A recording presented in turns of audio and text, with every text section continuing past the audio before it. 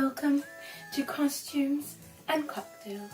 Today's cocktail is called the Salty Dog. But before I can talk to you about the Salty Dog, I need to tell you a little more about the Greyhound. Now, the Greyhound was a cocktail that was invented in the 1950s. It comprised solely of either gin or vodka and grapefruit juice.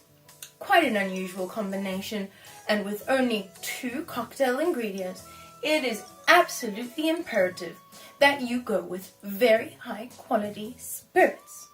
We know that the Greyhound Pancake pie! Now, I thought this was quite an interesting fact, but the reason we know that this cocktail isn't super old is because of the use of grapefruit. Grapefruit is actually quite a relatively new fruit because it is the cross between an orange and a pomelo. Whether it was fluke or genetic engineering, that is how the grapefruit was born.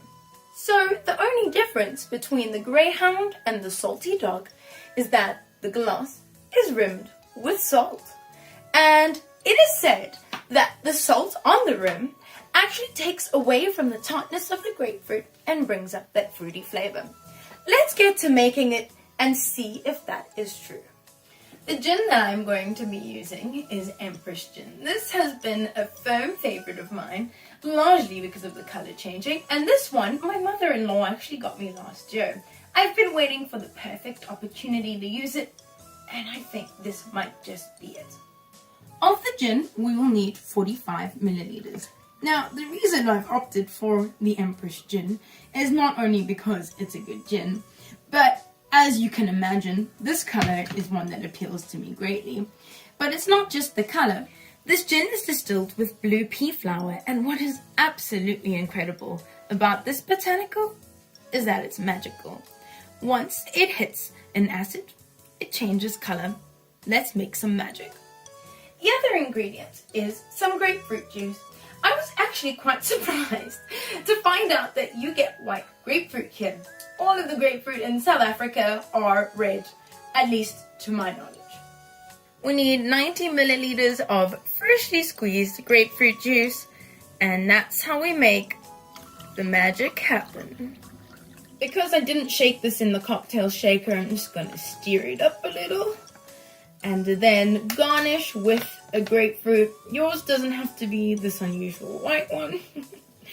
And time for the taste.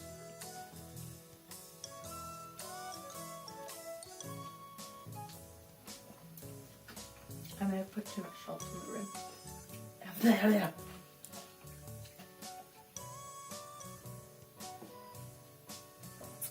This is actually damn delicious. I love grapefruit. This white grapefruit isn't as bitter as regular grapefruit, so that might be contributing to the sweetness. But I'm a lover of the tartness of grapefruit. This is quite a refreshing drink. I really like it. This is going up there. Thank you so much for joining me.